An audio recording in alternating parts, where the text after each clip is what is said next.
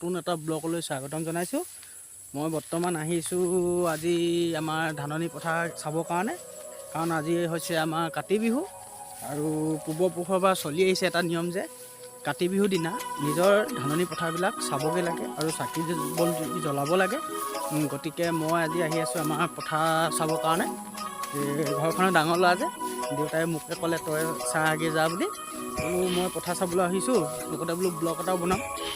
গতিকে আজি এতিয়া পথাৰ চাবলৈ আহিছোঁ, ধান খেতিটো কেনেকুৱা হৈছে। ইপিনে এইবাৰ বহুত খৰাং মাৰিছে, এই সময়ত খুব পথাৰত পানী দৰকাৰ হৈছিলে। আমাৰ ফালে বৰষুণ নাই, পথাৰ একদম খৰাং হৈ আছে, চিৰাল ফটা দি ফাট মেলিছে। এইবাৰ ধান খেতি ভাল হোৱা নাই, হ'লেও অৱশ্যে পূৰ্বপুৰুষৰ নিয়ম আৰু নিজৰ মাটিকেইটা চাবহি লাগে। গতিকে মাটি চাবলৈ আহিছোঁ।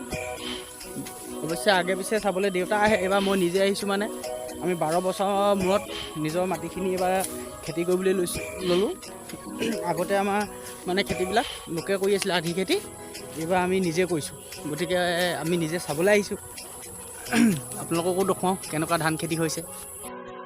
বন্ধু বান্ধৱীসকল, এতিয়া দেখিছেনে আমাৰ মাটি পাই গ'লোহি বৰ্তমান, কিন্তু দেখি বহুত বেয়া লাগিছে। এইবাৰ মানে একদম খেতি বৰবাদ হৈ গ'ল পানী দুখত। দেখিছেনে এতিয়ালৈকে ধান ওলোৱা নাই একবছৰ, এইবোৰ মানে গোটেই বেয়া হৈ গ'ল ধান খেতি। এইবাৰ অকল আমাৰে বেয়া হোৱা নাই, আমাৰ গাঁৱৰ সকলোবিলাক মানুহে বেয়া হৈছে ধান খেতি এইবাৰ মানে সকলোৱে মনত বহুত দুখ। বৰ কষ্টৰে খেতিটো কৰা হয়, বহুত টকা পইচা খৰচ কৰা হয়, হোৱাৰ ফলতো এইবাৰ খেতিটো বেয়া হৈ গ'ল পানী দুখত, বতৰৰ দুখত।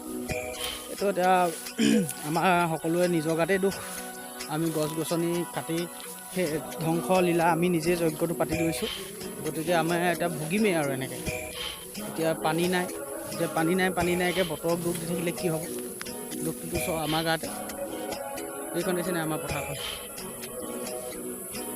বহুত ডাঙৰ বিশাল এখন পথাৰ। পথাৰখনৰ নামটো হৈছে কাকতি গাঁও পথাৰ।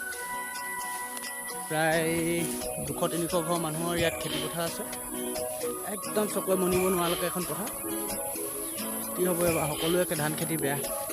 ঘৰত এতিয়া ক'বগৈ লাগিব আৰু কি হ'ব এইবাৰ। পথাৰ আমাৰ এইখিনিয়ে মাটি, এইখিনিত আমাৰ প্ৰায় 8 বিঘামান মাটি আমাৰ এডোখৰত আছে। আৰু আছে প্ৰায় পথাৰৰ মাজত আৰু অলপ আগত গৈ পেলাই আছেগৈ 4 বিঘামান। তেনেকৈ আঁতৰে গৈ আছে, কিন্তু মই সকলো চাবলৈ নাযাওঁ। মই একদম ৰাস্তা দাঁতিতে থকা মাটিখিনি চাইছোঁ। মানে সকলোলৈ যাবলৈ মানে এতিয়া কি হৈছে, যাবলৈ ভয়ো লাগে অলপমান। কি হৈছে, দীঘল ওলাই খুব আমাৰ পথাৰখনত। মানে দীঘল মানে গম পাইছেনে, সাপ ওলাই ভয়ো লাগে যাবলৈ। এতিয়া মানে ঘাঁহনি গোটেই, ঘাঁহত দুখত যাবলৈ ভয় লাগে। সেইকাৰণে ওচৰৰ মাটিখিনিকে চাই আছোঁ।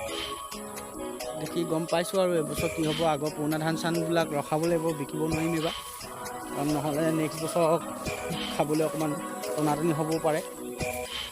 সেয়াই আৰু দুখৰ বিলৈ খেতিয়কৰ কাৰণ নিষ্ঠা নাই বুলি কৈছে যে, খেতি কৰিলেও নিষ্ঠা নাই, নকৰিলেও নিষ্ঠা নাই। গাঁৱলীয়া জীৱন এনেকৈ খাব লাগিব আৰু। এতিয়া বন্ধু বান্ধৱীসকল গৈ থাকোঁ ঘৰৰ ফালে। আকৌ এতিয়া মানে পথাৰত চাকি দিব লাগিব ন, ঘৰৰ ওচৰত থকা মাটিতে চাকি দিবগৈ লাগিব। ইয়ালৈ আৰু দূৰ হয় নহয়, নাহোঁ আৰু। তাৰপিছতে এতিয়া আগত আমি সৰুতে যে তুলসীৰ তলত প্ৰাৰ্থনা গাই যি বুট মগু খোৱা যিটো আছিলে অভ্যাস, এতিয়া আমাৰ সৰু ল'ৰা ছোৱালীবিলাকে কৰিব। তাহাঁতকো আপোনালোকক দেখুৱাম। আমিও আগতে তেনেকৈ মানুহৰ ঘৰে ঘৰে তুলসীৰ তলত মৃগপহু চৰে বুলি এটি সুন্দৰ গীত আছিলে, গীতটো গাই আমি বুট খাবলৈ যাওঁ। এতিয়া আমাৰ ওচৰ কণ মাইনাহঁতে আহিব আমাৰ ঘৰলৈ, আপোনালোকক দেখুৱাই আছোঁ বাৰু। আগৰ নিচিনা মিলা প্ৰীতিটো নাইকিয়া হ'ল মানুহবিলাকৰ। আজিকালি মানুহবিলাকৰ বহুত মানে বেলেগ ধৰণৰ হৈ গ'ল। ল'ৰা ছোৱালীবিলাকৰ এই ষ্টেটাছ বোলা বস্তু এটা আহি গ'ল। ধনী ঘৰলৈ যায়, দুখীয়া ঘৰলৈ নাযায়। আমি হ'লে আগত তেনেকুৱা নাছিলোঁ। আমি আৰু এফালৰ পৰা জাৰি যাওঁ। মানে আমাৰ ঘৰ 12টা 1টালৈকে আমাক মানে মা দেউতাহঁতে বিচাৰি আনিবগৈলগীয়া হৈছিল।